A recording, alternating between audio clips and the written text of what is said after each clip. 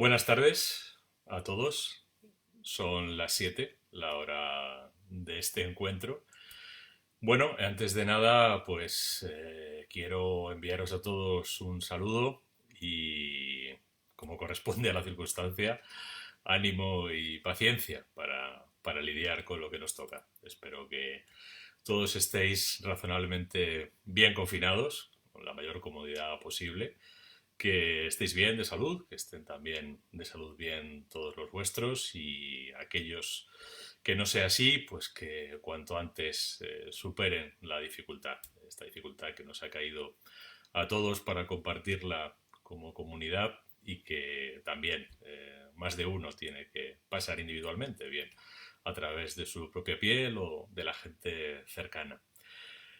Bueno, voy a dar un poquito de tiempo a que vaya entrando gente. Veo que ya hay alguna que otra persona, como puedo ir controlando aquí en una barrita que tengo a la izquierda. No soy yo muy ducho en esto de Facebook Live.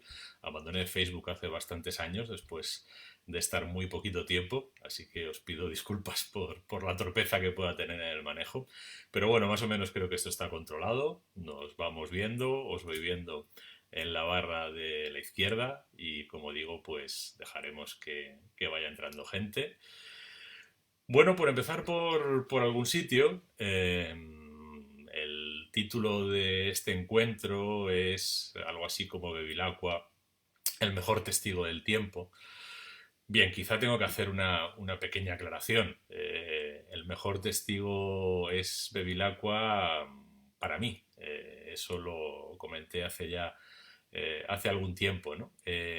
Bueno, pues digamos que a lo largo de muchos años escribiendo literatura, muchos años contando historias, muchos años creando personajes, la experiencia que me ha dado ese trabajo es que, bueno, pues hay personajes que dan más juego que otros, hay personajes que te sirven en cierto modo como una especie de mirilla, un punto de vista desde el que observar la realidad y claramente, en mi experiencia, y me da la sensación que también en la experiencia de más de un lector, pues Bevilacqua ha sido, en cierto modo, el mejor punto de vista o la mirilla más completa, el testigo que me ha permitido contar más cosas. El punto de vista, por así decir, que me ha llevado a más espacios, a más escenarios, que me ha permitido contar mejor la realidad que me rodea. Veo que ya estáis bastantes por aquí.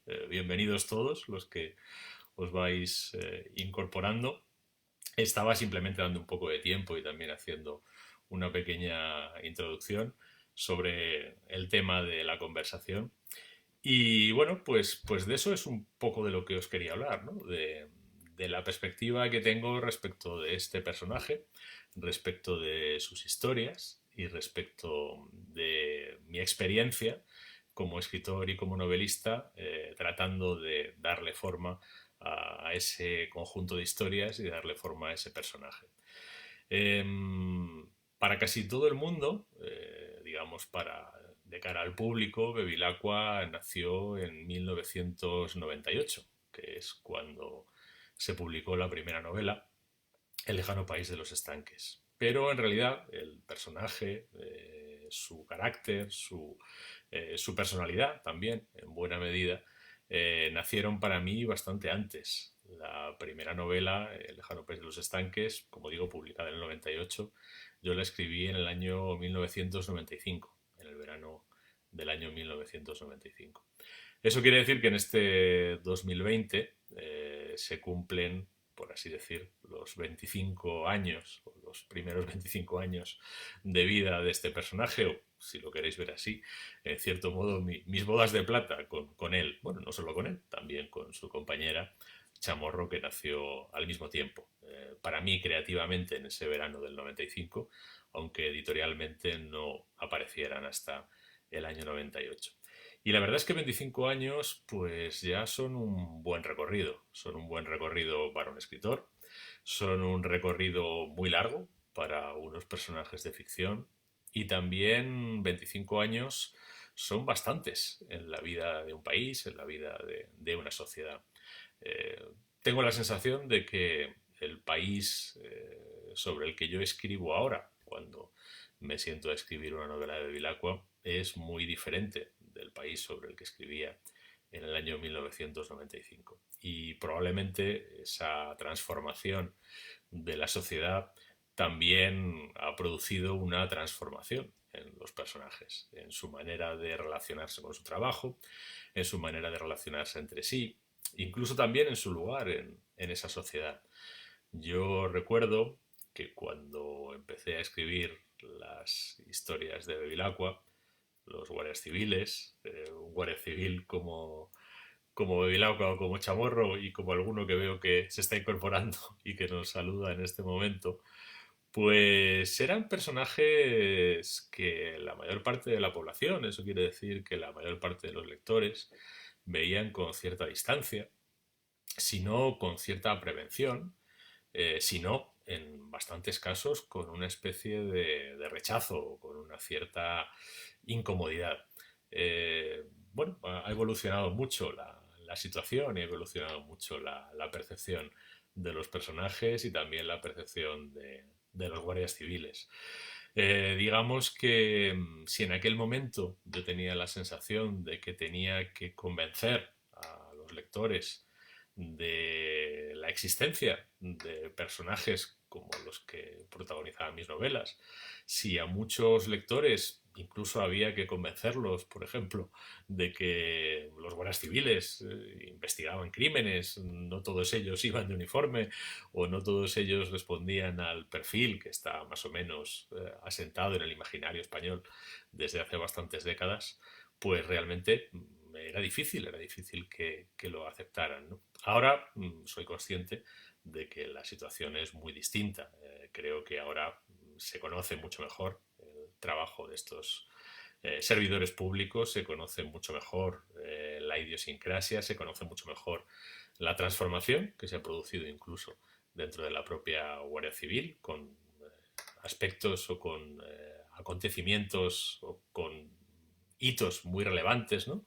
Quizá el más relevante es la presencia todavía minoritaria, todavía quizá inferior de lo deseable, pero sí ya bastante significativa de mujeres. Y digamos que ahora, bueno, pues cuando yo escribo estas novelas, soy consciente de que a lo mejor ya no tengo que dar tantas explicaciones o no tengo que hacer tantos esfuerzos para convencer al lector o a la lectora de turno de que los personajes que estoy mostrándole en mis ficciones no son una fantasía, son personajes que tienen una conexión con la realidad, aunque la ficción también te permita tomarte tus licencias.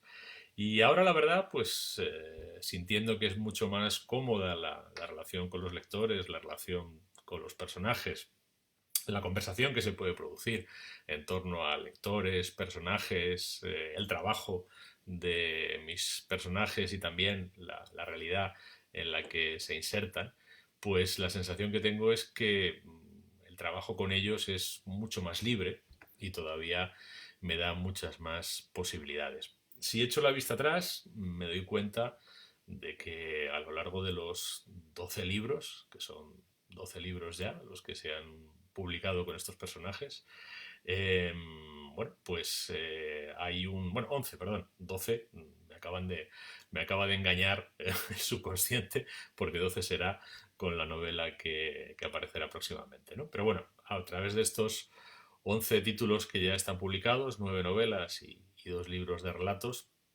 la verdad es que no solo me he podido mover prácticamente por toda la geografía española, sino que he podido acercarme a situaciones muy variopintas dentro de lo que puede ser la sociedad española contemporánea, a problemas muy diferentes, a estratos sociales también muy distintos. Y bueno, pues la verdad es que esa experiencia de ir recorriendo todas esas historias y todos esos escenarios en España, incluso en alguna ocasión fuera de España, ¿no? Como es el caso de Donde los escorpiones, donde los personajes viajan a Afganistán, me ha permitido efectivamente, como decía al principio y como plantea el título de esta conversación, recurrir a ellos como unos testigos de excepción. Y yo creo que los momentos que estamos viviendo ahora, momentos, pues en muchos aspectos indeseables, momentos trágicos, tristes, penosos para muchas personas, tienen algún aspecto en el que quizá nos están ayudando a comprender mejor y a ser un poco más conscientes del valor que tiene el trabajo, la labor, la presencia y el compromiso en general de todos los servidores públicos, de la gente que, teniendo otras opciones perfectamente legítimas en la vida, decide trabajar al servicio de la comunidad. Durante mucho tiempo ha habido una visión y una percepción del servidor público, del funcionario, un tanto incluso peyorativa, una visión incluso de que el sector público, la función pública, el Estado, representa una especie de lastre o de carga ineficiente sobre la sociedad, ¿no?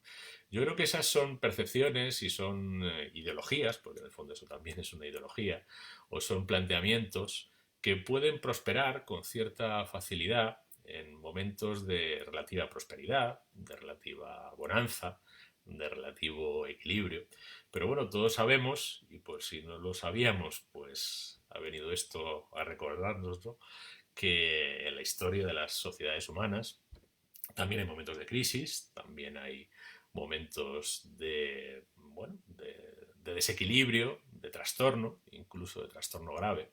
Y creo que en esas circunstancias es cuando todos aprendemos a valorar lo que representan en una sociedad los servidores públicos, la gente que trabaja para todos, la gente que no persigue ese beneficio particular, que insisto, es completamente legítimo y también así se construye una sociedad, sino que renuncian a buscarlo para sí y se dedican a prestar ese servicio a todos. Yo creo que en estos días nos estamos dando cuenta de hasta qué punto tiene valor esa aportación y hasta qué punto dependemos de que existan personas capaces de hacer ese sacrificio, ¿no? Yo en estos días, no sé vosotros, pero a mí en más de una ocasión, yo aquí estoy confinado en mi lugar de trabajo, no ha cambiado mucho mi realidad respecto de lo que era hace 2 meses, que estaba prácticamente confinado también en este mismo espacio trabajando. Pero bueno, desde este confinamiento, que también es un espacio de seguridad en muchos aspectos, no paro de pensar en las personas, y algunos de ellos los conozco y son amigos míos y hablo con ellos con cierta frecuencia, que no pueden quedarse en ese confinamiento, que no pueden permanecer en esta seguridad de la que disfrutamos otros, que puede ser aburrida, que puede parecernos agobiante, pero a fin de cuentas es llevadera, y tienen que salir todos los días a exponerse y en cierto modo también a exponer a sus familias, a exponer a aquellos con quienes conviven, porque alguien tiene que estar ahí, alguien tiene que estar ahí en la primera línea y alguien tiene que estar ahí en esa trinchera. Eso lo están haciendo los sanitarios, eso lo están haciendo las fuerzas de seguridad, eso lo están haciendo los militares, eso lo están haciendo quienes mantienen las infraestructuras que nos permiten, entre otras cosas, tener esta conversación. Eso lo están haciendo también quienes reponen en los supermercados, quienes reparten los paquetes, quienes transportan las mercancías de las que todos dependemos, y quizá pues este momento nos permite valorar un poco mejor esa aportación de quienes, ya sea desde el sector público o desde el sector privado, se dedican al servicio de la comunidad. Para mí, estos personajes y esa función de servicio a los demás, desde el principio han sido uno de los argumentos principales de la saga, de la serie de Bevilacqua, de la propia concepción de los personajes y de sus historias. A mí me complace especialmente poder ir de la mano de unos personajes que tienen una filosofía vital, que tienen una idiosincrasia y que tienen incluso un código de conducta donde la máxima, donde el principio fundamental es estar al servicio de los demás, estar al servicio de los demás que lo necesitan, estar al servicio de sus conciudadanos en los momentos en los que, bueno, en los que sus conciudadanos atraviesan por alguna dificultad. Y sobre todo me interesa especialmente contar cómo existen y cómo existen en todas las sociedades personas que se dedican a ese servicio y se dedican a esa asistencia y ese socorro, llegado el caso, a sus ciudadanos, a sus conciudadanos, sin preguntarse ni quiénes son, ni cómo piensan, ni si están de acuerdo, ni si están en desacuerdo, ni siquiera si son buenas o malas personas. En varias novelas de Bevilacqua, y no es ni mucho menos una casualidad, en varias novelas de Bevilacqua, la víctima, el personaje para el que, por así decir, trabajan los investigadores tratando de descubrir al culpable del crimen, en más de una novela de Bevilacqua la víctima no es una persona ejemplar. Incluso en algunos casos es un delincuente. Y sin embargo, pues aunque no sea una persona ejemplar y aunque sea incluso un delincuente, es un ciudadano y como tal tiene derecho a que se le haga justicia. Y yo la verdad es que cuanto más lo reflexiono, cuanto más años cumplo y cuanto más veo lo que sucede a mi alrededor, más creo en el valor de ese tipo de profesionales, en el valor de ese tipo de principios y en el valor de esa filosofía, que tiene que haber derechos, tiene que haber normas, tiene que haber leyes, tiene que haber justicia que llegue a todo el mundo por igual, independientemente de que sean personas mejores o peores, con las que coincidamos más o con las que coincidamos menos. Al final eso es la civilización. Cuando elegimos si se le reconocen derechos o no, si se le hace justicia o no, si se protege o no a un ser humano en función de cómo piensa, de su catadura moral o de cualquier otra circunstancia que subjetivamente apreciemos en él, es cuando empieza la injusticia, es cuando empieza el atropello y es cuando empieza la barbarie. Y la barbarie siempre está ahí, la barbarie siempre está ahí tocando a la puerta e intentando entrar. Hay que hacer un gran esfuerzo para que la barbarie no entre. Voy viendo algunas de las preguntas que vais haciendo. Os quería invitar, ahora que ya veo que hay bastante gente conectada, a que, bueno, pues en el momento que queráis, planteéis cualquier cuestión de la que queráis que hablemos. Hay una que me ha planteado José Luis Contreras. No es el primero que me la plantea, por cierto, en estos días. He recibido varias veces ya la sugerencia. Dice, ¿no merece quizás esta situación una futura entrega de Bevilacqua? Pues la verdad es que en estos días he pensado en más de una ocasión que, bueno, en el año 2020 Bevilacqua todavía no está jubilado, por tanto sigue en activo.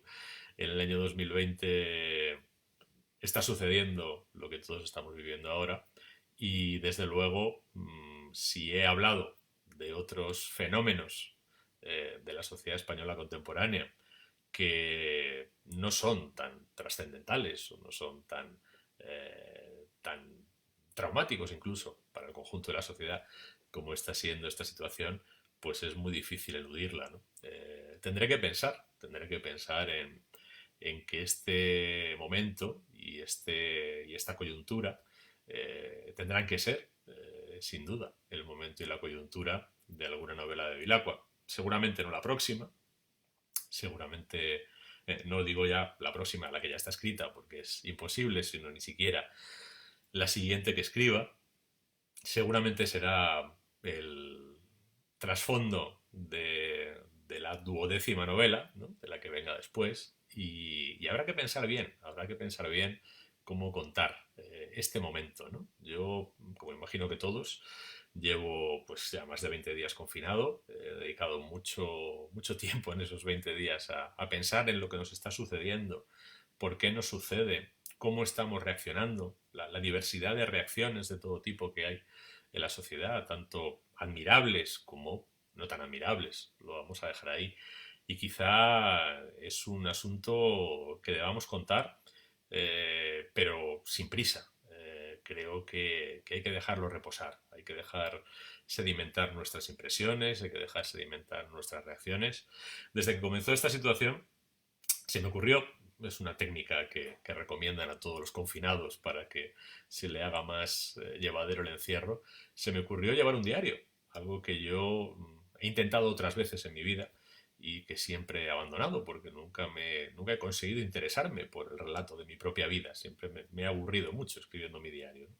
Bueno, quizá esta situación es una situación excepcional en la que el diario tiene otro perfil y por eso llevo 18 días escribiendo un diario. Y alguna vez, releyendo, cuando estoy haciendo la entrada de un día, lo que escribí una semana atrás, me doy cuenta de que algunas de las apreciaciones que hacía solo 7 días atrás, quizá ahora no las haría, o las haría de otra manera. Esta es una situación compleja, esta es una situación que tiene muchas aristas, es una situación que se mueve mucho, de la que tenemos una información no siempre perfecta, y quizá para escribir una novela sobre esto, terminando de responder a José Luis, habrá que esperar algún tiempo para hacerlo bien, para no quedarnos en la superficie de lo que ha sucedido y para tratar de bajar algún recoveco más o menos profundo que tenga algún sentido explorar a través de una novela.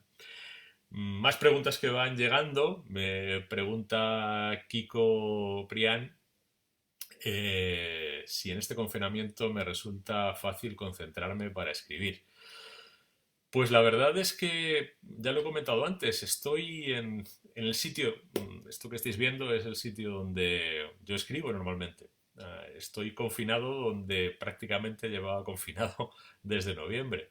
Así que no hay mucha alteración. Bueno, la alteración que hay es lo que está pasando fuera y que los niños no tienen colegio y por lo tanto pues aquí están dos de las niñas de mi familia, una ya no es casi una niña, pero la otra sí, tiene 7 años, y hay que estar atendiéndola y pendiente de sus necesidades. Eso puede quitar un poquito la concentración. Lo otro que puede quitar de la concentración es la preocupación, ¿no? La preocupación por lo que pueda suceder y por lo que pueda suceder a los tuyos.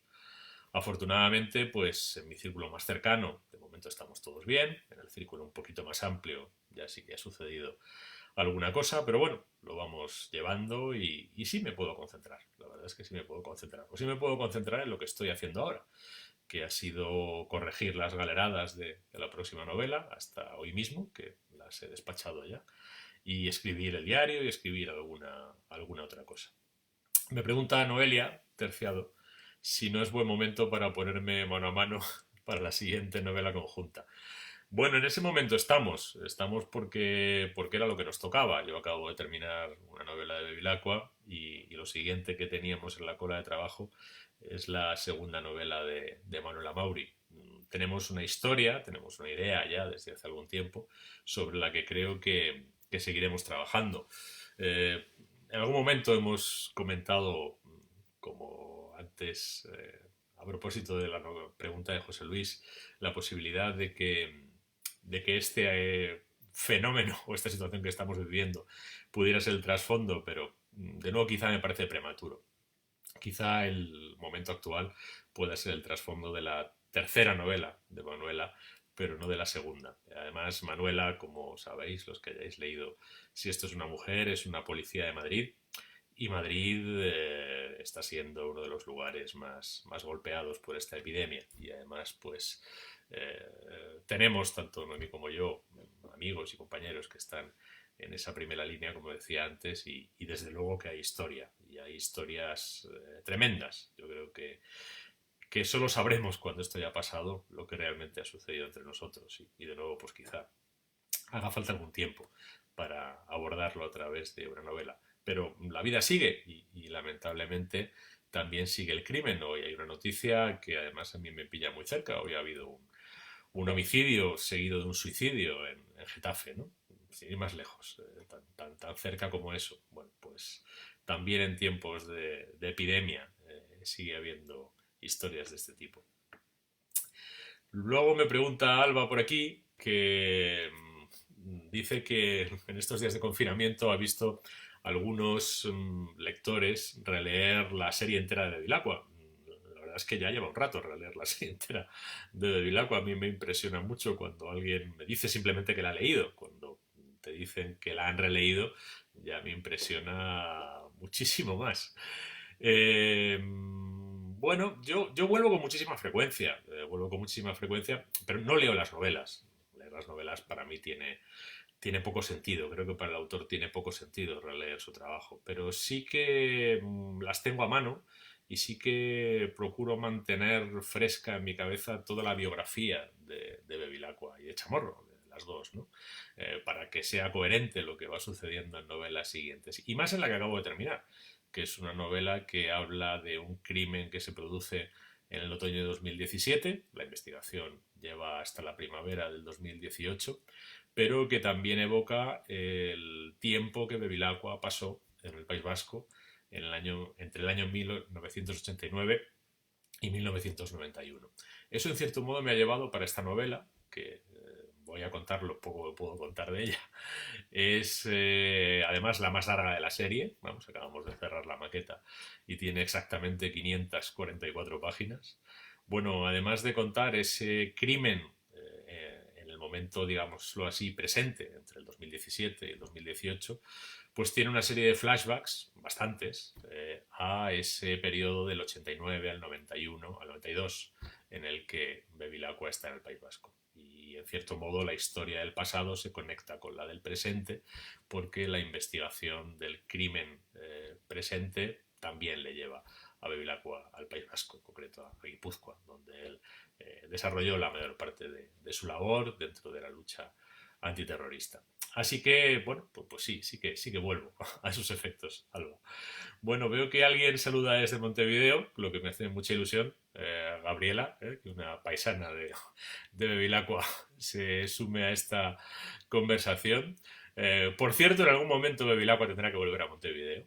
Eso es algo que también sucederá en algún momento, en alguna novela. No la próxima ni la siguiente, pero antes o después Bevilacqua tendrá que volver al lugar de su infancia. Y bueno, pues a ver, veo más preguntas, voy a mirar, disculpad que no había dado a la barrita. Bien, me pregunta Carmen Puente sobre si hay una posibilidad de adelantar el lanzamiento de la próxima para entretenernos durante la cuarentena. Bueno, vamos a ver. La novela en principio estaba prevista para mayo.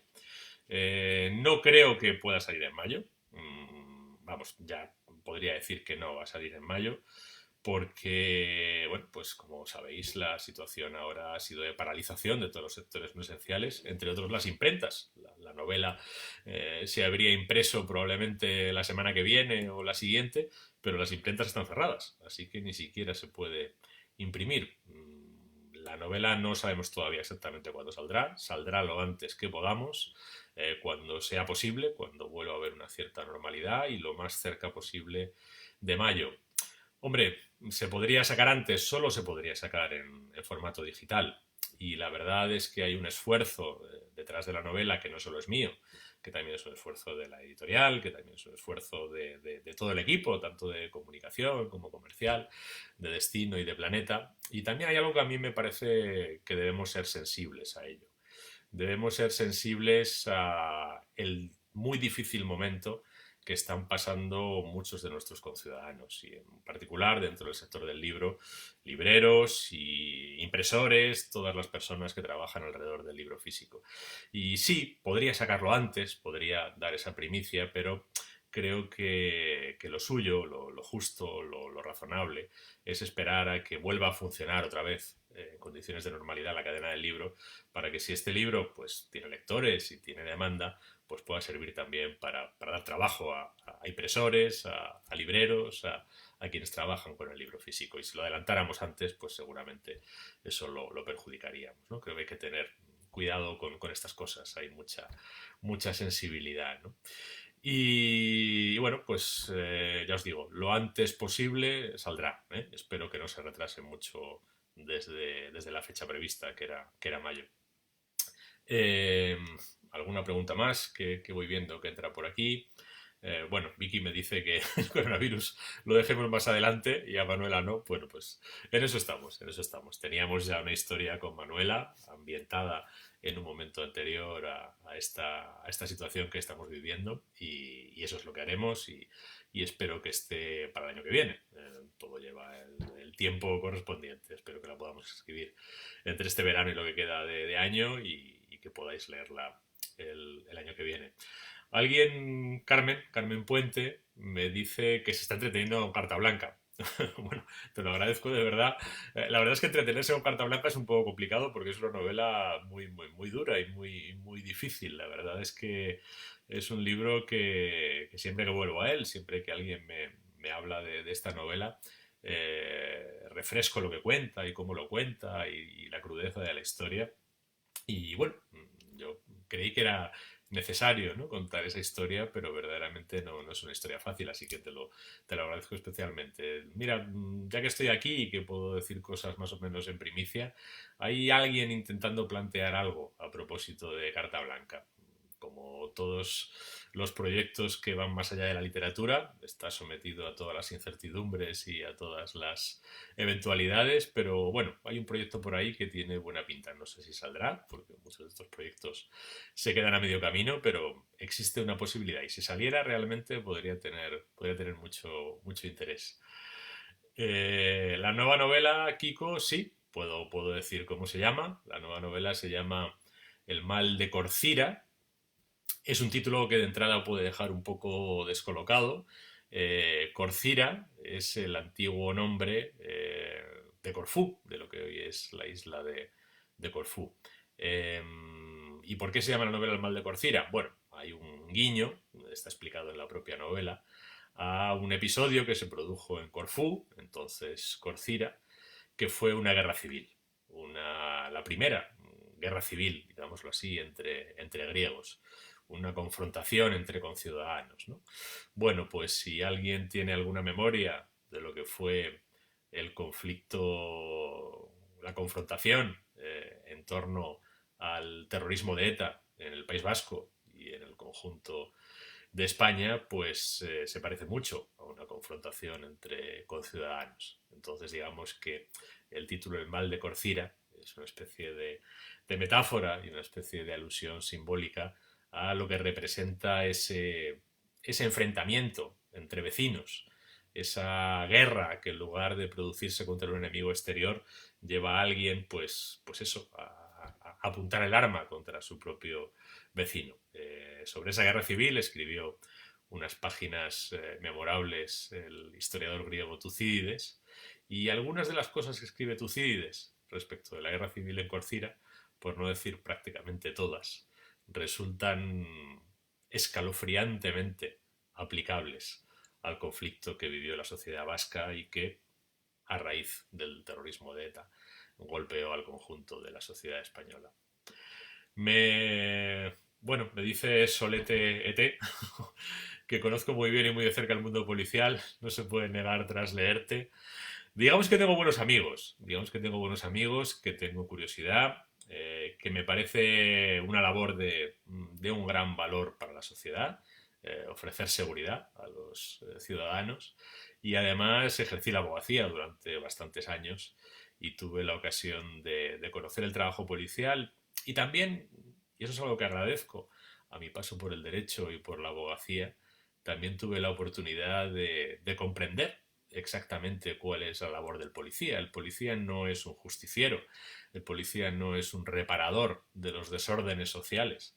Al revés, el policía es un servidor público que intenta que esa reparación de los males sociales, que esa administración de justicia que tiene que intervenir cuando en la sociedad se produce algún tipo de descomposición, desequilibrio o conflicto, se haga sobre las mejores bases, se haga sobre pruebas legalmente obtenidas, sobre una investigación sólida, sobre el trabajo de unos buenos profesionales. Pero los policías no deciden, no toman ningún tipo de decisión.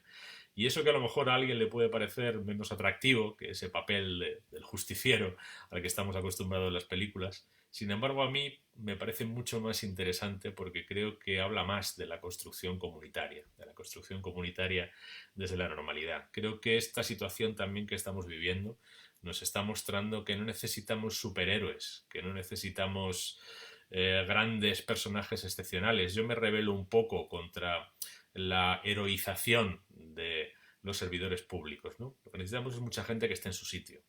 Con mucha gente que esté en su sitio, con un número suficiente de gente que esté en su sitio, que tenga sentido del deber, que tenga rigor y que tenga decencia y vergüenza, es suficiente. Y no hacen falta superhéroes, y no hacen falta redentores, ni salvadores, ni mucho menos salvapatrias, ¿no?, que al final acaban siendo muy contraproducentes.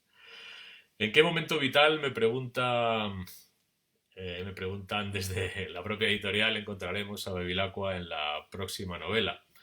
Bueno, pues lo encontraremos en ese momento vital en el que está su autor, curiosamente. Bevilacqua es un poquito mayor que yo, pero como yo cuento las historias con un poquito de retraso, pues Bevilacqua tiene 54 novelas en la novela, perdón, 54 años en la novela, en El mal de Corcira, que son los que cumpliré yo dentro de un par de meses. Y es un momento de, bueno, de cierta serenidad, de cierta, eh, no voy a decir plenitud, porque la plenitud supongo que es imposible alcanzar para un ser humano, pero sí de un cierto bienestar en su pellejo, ¿no? Digamos que en novelas anteriores yo le he hecho pasar por crisis y por momentos un poco desagradables, pero aquí, en este momento de madurez, yo creo que Bevilacqua pues es un tipo que ha entendido muchas cosas ya, ha entendido lo que puede hacer, lo que no puede hacer, lo que se puede arreglar, lo que no se puede arreglar, y bueno, pues digamos que eso le da una cierta serenidad. Quizá la novela tiene una peculiaridad, que es que vamos a ver a dos Bevilacquas. Vamos a ver al Bevilacqua de 54 años en la investigación actual, pero también vamos a ver al Bevilacqua de 26. Es decir, vamos a ver al Bevilacqua más joven que hemos visto nunca. En la primera novela, en El lejano país de los estanques, Bevilacqua tenía 30 y tantos años. Ahora lo vamos a ver, pues, recién llegado al País Vasco, novato, con eso, 20 y pocos años, y vamos a ver su aprendizaje como guardia civil, su aprendizaje como investigador, porque, bueno, en cierto modo, la lucha contra ETA ha sido la gran escuela de los policías y de los guardias civiles españoles, ¿no? Muchos de los investigadores que hoy están en la UCO y en todas esas unidades cuyo nombre ahora conocemos, que hace 25 años no conocíamos, muchos de ellos han pasado por la lucha antiterrorista. Y la lucha antiterrorista ha sido la gran escuela policial para muchos de los profesionales de la seguridad en España. Y ha sido una dura escuela, pero también ha sido una buena escuela. Ha permitido que España tenga en este momento muchos investigadores criminales competentes y además capaces de enfrentarse a formas de delincuencia compleja y de hacerlo, no voy a decir igual que sus compañeros de otros lugares, puedo decir que mejor que sus compañeros de muchos países, ¿no? Yo esto, bueno, digamos que tenía un poco la sensación, conociendo la realidad policial española y la de otros lugares, pero recuerdo una circunstancia concreta de estar en Francia con una oficial, era una mujer, de un cuerpo de seguridad francés, un cuerpo de seguridad además de élite, de las fuerzas de seguridad francesa, y decirte esta mujer directamente que ya le gustaría a ella que las fuerzas de seguridad francesas tuvieran la capacidad que tiene, por ejemplo, la Guardia Civil en la lucha antiterrorista. Es una capacidad por la que se ha pagado un alto precio. La novela contará cómo Bevilacqua paga su precio personal por tener esa capacidad, pero es un hecho que la tienen, ¿no? Vamos a ver, alguien me dice Gabriela que le alegra que vuelva a sus orígenes, volverá algún día, e insisto también, a Montevideo. Eh, Vamos a ver, me dice Solete que hay mucha demanda. Ahora mismo no sé muy bien de qué, perdón, me he perdido. Vamos a ver. Me pregunta Carmen si me veréis en la Feria del Libro de Madrid. Yo llevo yendo a la Feria del Libro de Madrid pues 26 ediciones ininterrumpidamente. Cuando sea la Feria del Libro, no sé si será en octubre, espero que sí, o cuando sea, pues allí estaré, salvo que algo me lo impida. Desde luego no será por mi voluntad.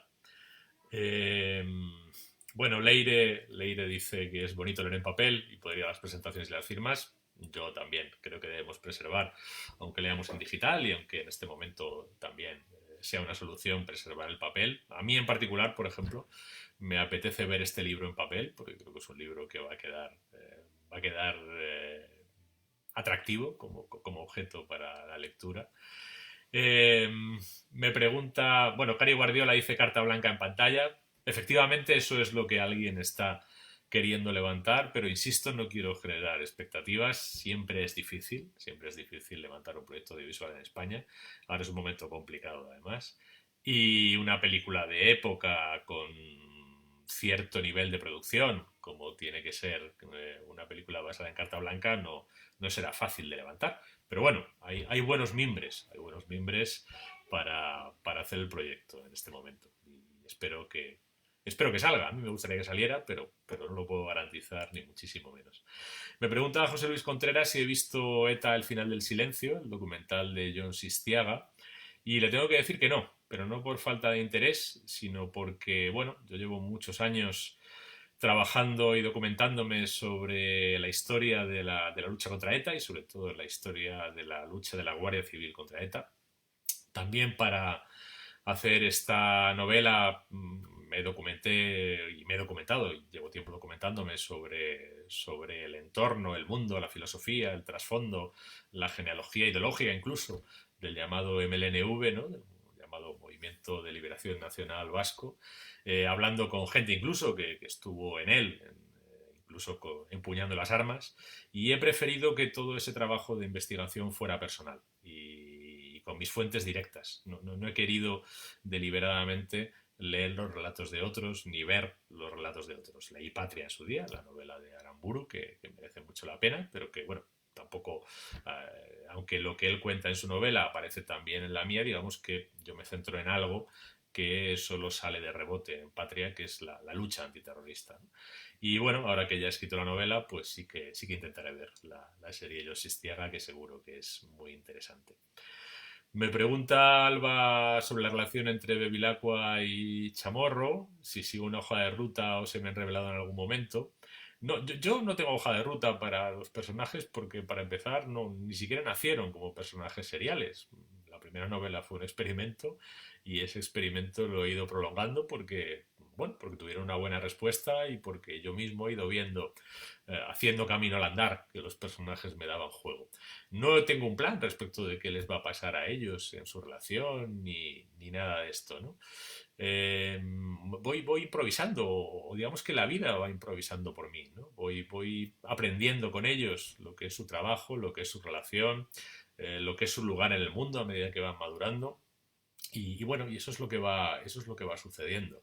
Y revelarse, no se revelan. La verdad es que lo que sí tienen ya es una personalidad propia. Y lo que no puedo es traicionarla.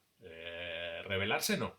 La verdad es que digamos que son personajes disciplinados, ¿no? Como buenos guardias civiles, hacen lo que se les manda, pero no puedo mandarles cualquier cosa, ni puedo hacer cualquier cosa con ellos. Entonces sí que tengo que trabajar con cierto cuidado, ¿no? Y no me puedo inventar cualquier circunstancia ni cualquier situación entre ellos, ¿no? Todo tiene que ser coherente con quiénes son, con quiénes vienen siendo desde hace muchos años y con quiénes vienen siendo también el uno para el otro. Y a mí personalmente la relación que ellos tienen, aunque sé que a algún lector le decepciona alguna expectativa, es una relación que me gusta mucho, una relación de compenetración, de camaradería, de compañerismo, de afecto. Son dos personas que se quieren y se cuidan. Y todo eso me gusta y no necesito mucho más, pero bueno, ya veremos qué es lo que sucede. No tengo un plan cerrado. Me pregunta Reme sobre bueno, bien, no, es verdad, Reme, es verdad que la principal razón es respetar el trabajo de todas estas personas. Tengo la suerte de que desde hace 25 años tengo editor. He tenido muchos editores, he trabajado con muchas personas en el mundo editorial, tanto en el campo de la edición, como en el campo de la producción, como en el campo de la comunicación, como en el campo de la comercialización. Y he trabajado con muy buenos profesionales que me han ayudado mucho. Algunos están aquí a pie de obra en este momento. Su trabajo tiene un valor, aunque haya gente que piense que no. Yo sé muy bien el valor que tiene y creo que hay que respetarlo y hay que procurar preservarlo. Y es perfectamente compatible con tener generosidad con tu trabajo cuando la puedas tener, ¿no? Bueno, aludes, por ejemplo, Reme, a te irás de aquí, que es una novela de la que no puedo hablar mucho porque he decidido no ser yo el autor, o que el autor sea otro nombre y no hablar de la novela. Pero bueno, esa novela sí que podía ponerla a disposición de los lectores desinteresadamente y ya, porque no perjudicaba el trabajo de nadie, porque era una novela cuyos derechos tenía, en la que solo había trabajado yo y que ni siquiera existe en formato físico y que por tanto podía poner a disposición de los lectores. Es verdad que es distinta, intenta ser en cierto modo una aproximación distinta y también una voz narrativa distinta, por eso escogí que la firme no Lorenzo Silva, sino un seudónimo, una autora que es mi creación, pero que en cierto modo no soy yo y con la que quiero mantener por eso la distancia. Y bueno, pues me alegra de tener enganchada. La verdad es que es una historia que lleva mucho tiempo en mi cabeza, una historia muy particular y que me pareció que era adecuada para darle este canal, ¿no? Para despojarla en cierto modo de mi nombre y para que fuera con esa autoría distinta, ¿no? Para que fuera el texto y el personaje y pudieran dialogar y conversar con el lector sin necesidad de estar yo en medio. En la Feria del Libro de Montevideo, Gabriela, estaré en cuanto me inviten. Espero que en Montevideo también esto pase pronto y ya he estado alguna que otra vez en Montevideo y volveré siempre que me inviten. Volveré encantado además. Primero, entre otras razones, porque, como te decía, pienso en esa novela uruguaya de Bevilacqua, que la tengo en la cabeza desde hace tiempo además, y tengo muy localizados sus escenarios y demás, tanto donde él vivió de niño como otros lugares, pero cuando escriba esa novela, sin duda volveré a Montevideo para refrescar muchas de las sensaciones. Me pregunta Axel sobre las adaptaciones cinematográficas de la saga Bevilacqua y Chamorro. Bueno, en este momento no hay ninguna adaptación cinematográfica en marcha. Hay un proyecto para una adaptación televisiva que está abierto, en el que estamos trabajando, pero en una fase muy preliminar, porque bueno, esto es público y se anunció en su día, los derechos los tiene Globomedia, pero también con Globomedia estoy trabajando y ese proyecto va un poquito más adelantado, porque es más sencillo, en una adaptación también a miniserie de televisión de Si esto es una mujer. Así que primero haremos Si esto es una mujer y luego pasaremos a hacer esa adaptación también seguramente al formato de miniserie de alguna de las historias de Bevilacqua. En cuanto al casting y los personajes, bueno, esto siempre es muy complicado, ¿no? Yo creo que un director tiene que trabajar con los actores que él vea para encarnar a los personajes, para hacer su película, porque al final un director tiene que hacer su película, aunque la novela sea de otro. Y bueno, pues han elegido actores distintos a lo largo del tiempo, muy distintos entre ellos. No sé, de Bevilacqua han hecho Roberto Enríquez y Guim Gutiérrez, que son dos actores muy distintos. Creo que son dos actores solventes, cada uno hace su interpretación. Dices Axel no eran Vila y Chamorro. Bueno, desde luego ni Kim, ni Roberto, ni nadie que yo conozca son el Bevilacqua que yo tengo en la cabeza, pero bueno, quizá de lo que se trata es de que hagan un personaje que se tenga en pie, ¿no? Que se tenga en pie y que sea creíble en la película que hacen. Ahora Garrido, yo creo que hace una aproximación muy interesante a Chamorro. Tampoco voy a decir que sea la Chamorro que yo tengo en la cabeza, pero insisto, probablemente ese personaje solo lo tengo yo y no lo puede representar ninguna actriz, ¿no? O lo pueden representar varias, o muchas podrían tener la posibilidad de representarla. Bueno, me dice Solete que se agradece una ficción en la que se entiende la gran amistad y camaradería entre dos compañeros y que tengan que liarse. Bueno, yo sobre esto suelo hacer una broma, es una broma un poco así, pero bueno, yo he tenido varias profesiones a lo largo de mi vida. Todas ellas he tenido compañeras, con algunas he trabajado muy estrechamente y nunca he tenido la necesidad, con algunas tengo incluso todavía hoy amistad y camaradería, aunque ya trabajemos juntos, y nunca he tenido la necesidad de pasar a otra situación, ¿no? Entonces creo que esto no solo es perfectamente posible, sino que es la normalidad de muchas relaciones. Y por supuesto que esas relaciones no solo comprenden la camaradería, sino también el afecto, ¿no? Y no estar reñido con no tener que pasar a otra dimensión. Bueno, pregunta Noelia sobre si Bevilacqua dará su perspectiva sobre el tema del independentismo catalán. Pues te doy una pequeña pista, Noelia. La próxima novela arranca en el otoño de 2017, con el gobierno de la Generalitat intervenido por el Estado.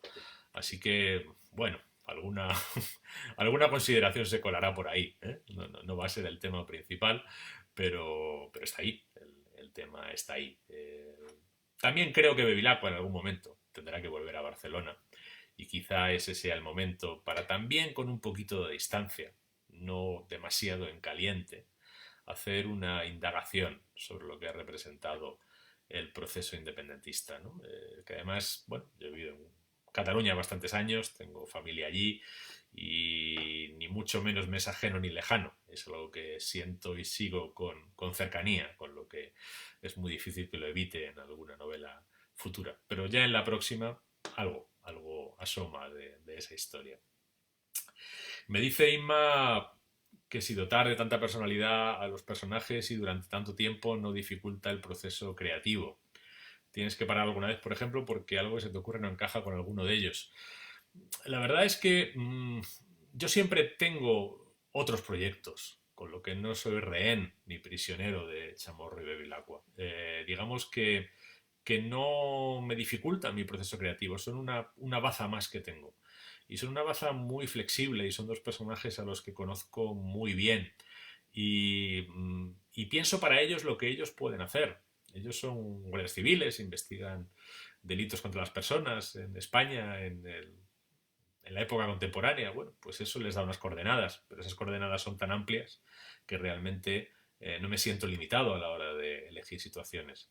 Y si quiero contar algo que no encaje con ellos, siempre tengo otro espacio, siempre tengo otras historias, siempre tengo otros personajes, incluso para irme a lugares muy, muy distintos, ¿no? Como pueden saber quienes hayan leído otras de mis novelas, no las de Chamorro y Bevilacqua, ¿no? Eh, bueno, me dicen desde comunicación de la editorial que varias generaciones de españoles se han unido a la serie. Es un autor transversal. Sí que os diré que una de las cosas que me hace más ilusión, quizá, no decir que la que más ilusión me hace, pero de las que más, es cuando en una misma firma viene con un libro de Vilacqua una mujer de 80 y muchos años, o de 90, que me ha pasado, y la que está siguiente en la fila es una chica o es un chaval de 17, 18 años. Eso verdaderamente me produce, no voy a decir satisfacción, que es una palabra como así gastada, ¿no? Me reconforta profundamente sobre la percepción que tengo del valor de la literatura, el valor que tiene contar historias, ¿no? Cuando una historia puede ser una casa, un espacio que pueden habitar personas tan alejadas generacionalmente, me parece que la literatura es realmente ese gran lugar de encuentro entre seres humanos, entre sensibilidades diversas que yo siempre he creído que yo siempre he sentido que era para mí como lector y que siempre quise que pudieran ser mis libros para otros lectores. Así que eso es algo que me gratifica especialmente y os diría, no tengo ningún inconveniente en reconocerlo, incluso me emociona cuando lo percibo. Me pregunta Ana María, me hace una pregunta malévola, si me imagino a Bevilacqua saludando al pobre hombre, el pobre hombre entre comillas es una alusión en clave a algo que ha aparecido publicado en el diario este que llevo en estos días. Bueno, que me perdonen, ¿no? Que me perdonen quienes no lo vean bien, pero por el comportamiento que ha tenido un personaje público de nuestro tiempo, ¿no? Entre otras cosas, pues obstruyendo que se ayudara a sus conciudadanos, porque la ayuda la prestaba el ejército o el Estado español, ¿no? Pues me ha parecido que no había que buscar ningún adjetivo malsonante para calificarlo, ¿no? Sino que ese comportamiento pues es un comportamiento que denota cierta pobreza, ¿no? Cierta pobreza moral y de espíritu. Así que os podéis imaginar de quién estamos hablando. ¿Y Bevilacqua podría saludarle? Bueno, pues puede tener que saludarle, claro que sí.